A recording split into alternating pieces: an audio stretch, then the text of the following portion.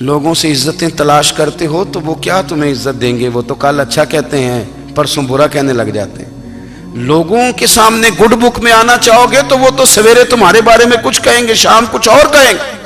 اپنی روحانی زندگی آباد کریں، اپنے مسلح کو وقت دیں، اور دنیا سے چھپ کر، اس موبائل کو بند کر کے، اور اپنے آپ سے بھی چھپ کے اور تنہا ہو کے، چھپا کے سارا کچھ اپنے آنسو اپنے رب کی بارگاہ میں پیش کریں، اس کے حضور حاضری دیں۔ سنو نا ترمذی کی حدیث، اور اسے یاد رکھنا، نبی پاک علیہ السلام نے فرمایا اپنے دکھ لوگوں کے سامنے نہ بیان کرنا، سیٹھوں نوابوں کو نہ بتاتے پھرنا، دنیا داروں کے سامنے جا کے نہ رونا کہ میں تکلیف میں ہوں۔ فرمایا اگر دنیا داروں کو دکھ بتاؤ گے رب تمہیں کبھی غنی نہیں کرے گا۔ اور لوگ ہیں کہ الٹا مذاق اڑائیں گے۔ آپ کی جس سے بڑی پکی یاری ہے نا، پکی، وہ تب تک پکی ہے جب تک آپ نے 50,000 مانگا نہیں، اور جس وقت آپ نے کہہ دیا کہ میں مجبور ہوں میری مدد کر، تو پھر ختم ہو گئی دوستی۔ لوگوں کی تعلقات آپ کے ساتھ تب تک ہیں جب تک آپ ان سے کوئی ضرورت وابستہ نہیں کرتے۔ کریم محبوب فرمانے لگے بندوں کے سامنے دکھ نہ بیان کرنا، اللہ تجھے کبھی غنی نہیں کرے گا۔ تو اپنے دکھ اپنے رب کو بتا، تو دعائیں مانگ، تو اس کی بارگاہ میں حاضر ہو، تو اس کے حضور عرض کر۔ فرمایا اپنے دکھ اپنے رب کو بتا، وہ جلدی کرے یا دیر سے کرے تجھے ساری دنیا سے بے نیاز کر دے گا، تجھے کسی کا محتاج نہیں رہنے دے گا۔ اپنے مسلح کو، اپنی دعاؤں، ایک بزرگ فرماتے ہیں میں نے دعا مانگنے کا طریقہ اپنی بیوی سے سیکھا۔ دعا مانگنے کا طریقہ اپنی، سیکھنے والے تو اپنے بچوں سے بھی سیکھ لیتے ہیں، سیکھنے والے تو ہر ایک سے سیکھتے ہیں۔ وہ کہتے ہیں میں نے دعا مانگنے کا سلیقہ اپنی بیوی سے سیکھا ہے۔ حضرت وہ کس طرح؟ فرمانے لگے میری بیوی نے نا مجھے کوئی کام بتایا، کچھ پیسوں کی ضرورت کے لیے کہا، تو میں نے اسے کہا کہ بھئی ابھی میرے پاس نہیں ہے، کچھ دنوں میں آتے ہیں تو میں دے دوں گا۔ عورتوں کی عادت ہوتی ہے وہ بار بار یاد کراتی ہیں۔ 2-4 دنوں کے بعد پھر اس نے کہا حضرت وہ میں نے کہا تھا کچھ پیسے، میں نے اسے کہا کہ ابھی میرے پاس نہیں ہے، کچھ دنوں میں ملتے ہیں تو میں تمہیں دے دوں گا۔ اس نے کچھ دنوں کے بعد پھر کہا حضور وہ میں نے کچھ پیسے کہے تھے۔ فرماتے میں نے ڈانٹ دیا، میں نے کہا کہ کیا تو روز مجھے شرمندہ کرتی ہے، کہا نا میرے پاس نہیں ہے، ہوں گے تو دے دوں گا، تو روز یاد کراتی ہے۔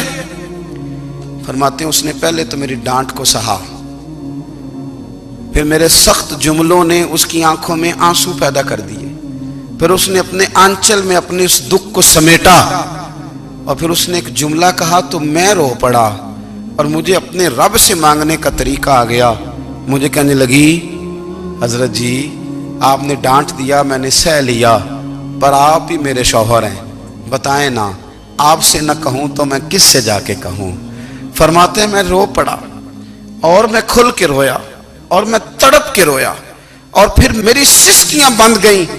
تو مجھے کہنے لگی آپ کو کیا ہوا؟ میں نے کہا مجھے بھی دعا مانگنی آ گئی ہے۔ جب میں اسے کہوں گا نا اللہ تو ہی میرا رب ہے، میں تجھ سے نہ کہوں تو میں کس سے جا کے کہوں؟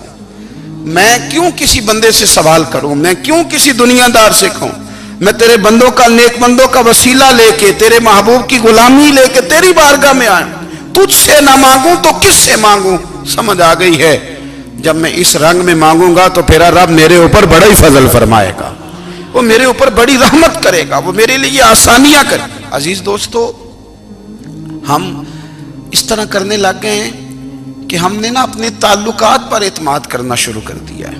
میرے تعلقات بہت ہیں، ہم نے اپنی دولت پر اعتماد کرنا شروع کر دیا ہے، میرے پاس دولت بہت ہے۔ ہم نے اپنے علم پر، اپنی شہرت پر اعتماد کرنا شروع کر دیا ہے کہ میرے پاس فلاں چیز بہت ہے۔ یاد رکھنا جب بے نیاز اپنی صفت بے نیازی دکھاتا ہے تو بڑی بڑی دولتوں والے مجبور نظر آتے ہیں۔ بھائیو جب انسان کا رشتہ اپنے مالک کے ساتھ ہوتا ہے پھر تو غم بھی کچھ نہیں کہتے، پریشانیاں بھی کچھ نہیں کہتی، پھر تو زندگی صبر والی، پھر تو زندگی توکل والی، پھر تو زندگی بھروسے والی، پھر انسان اپنے آپ کو رسوا نہیں کرتا۔ دنیا داروں سے امیدیں اس کی ختم ہو جاتی، امیدیں اللہ رسول سے لگا لیتا ہے، مضبوط ہو جاتا ہے، مضبوط، طاقتور ہو جاتا ہے، خوددار ہو جاتا ہے، باوقار باعزت ہو جاتا ہے۔ حضرت بہلول دانا رحمت اللہ علیہ بیٹھے تھے تو ہارون رشید حج کر کے آ رہا تھا، تو رستے میں حضرت شیخ سے ملاقات ہو گئی تو السلام علیکم کے بعد کہنے لگا حضور کوئی حکم ہو تو بتائیے گا. تو حضرت بہلول دنا فرمانے لگے تیرا رب کون ہے؟ اس نے کہا اللہ. تو فرمایا میرا کون ہے؟ کہا اللہ. فرمانے لگے تو بڑا ہی بیوقوف ہے، کیا تو یہ سمجھتا ہے کہ رب ہارون رشید کو تو دے گا اور بہلول دانا کو بھول جائے گا؟ تیرا بھی وہی رب ہے، میرا بھی وہی رب ہے. اس نے اگر تجھے دے کے آزمایا ہے تو ہو سکتا ہے مجھے نہ دے کے آزما رہا ہو. جب اس کی حکمت کے تقاضے ہوں گے تو عطا کرے گا اور دے گا. تو جا اپنا کام کر. بھائی اپنی روحانی زندگی، اپنی عبادات، اپنے وظائف، اپنے روزمرہ کے معاملات، اپنی دعائیں، اپنا استغفار. دیکھو کوئی مشکل کام تو نہیں 2 رکوع ہیں سورہ واقعہ کہ اگر رات کو پڑھ لی جائے تو. میں کس طرح یہ بات بیان کروں کہ تعویذ بانٹنا آسان ہے اور وظیفہ بتانا مشکل ہے. سارا دن تعویذ بانٹیں تو لوگ لینے کو تیار ہیں، اور اگر آپ وظیفہ بتائیں تو کہتے ہیں تو مشکل کام ہے. او خدا کے بندے، اگر آپ کا تعلق قرآن پاک کے ساتھ مضبوط ہو، قرآن پاک کے ساتھ اگر آپ کا رشتہ ہو، لوگ سفارشیں ڈھونڈتے ہیں نا دنیا میں، کوئی تعلق مل جائے تو میرا کام ہو جائے. دنیا میں اتنا مشکل معاملہ ہے، آخرت میں مجھے بتائیے گا کتنا مشکل معاملہ ہوگا.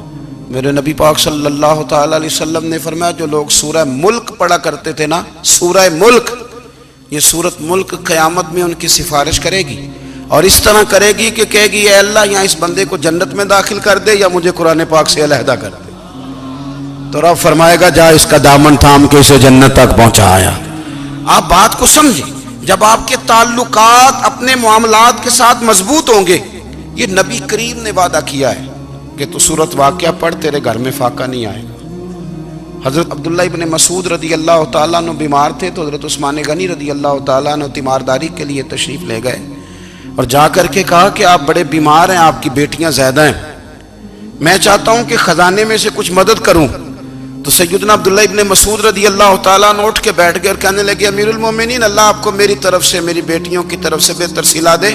میری بیٹیوں کو کسی خزانے کی ضرورت نہیں، میں نے انہیں خزانہ دے دیا ہے. کہا جناب آپ نے کون سا خزانہ دیا ہے، میں آپ کے مالی معاملات کو جانتا ہوں. تو فرمانے لگے امیر المومنین، میرے نبی کریم نے فرمایا ہے جو سورت واقعہ پڑھے اسے کبھی فاقہ نہیں آتا. میں نے بیٹیوں کو یاد کرا دی ہے، یہ خزانہ میں نے انہیں دے دیا ہے. وہ سارے والدین سنیں جو بیٹیوں کے لیے پریشان رہتے ہیں. حضرت عبداللہ ابن مسعود نصیحت کر رہے ہیں، فرمانے لگے میں نے سورت واقعہ یاد بھی کرا دی ہے، پڑھنے کی عادت بھی ڈال دی ہے. حضور نے فرمایا ہے جو سورت واقعہ پڑھے اسے فاقہ نہیں آتا. کہنے لگے چاند تو اپنی جگہ چھوڑ سکتا ہے، سورج گر سکتا ہے، تارے ٹوٹ سکتے ہیں، پر مدینے والے رسول کی بات غلط نہیں ہو سکتی. حضور نے فرمایا فاقہ نہیں آئے گا تو انشاءاللہ کبھی بھی نہیں آئے گا.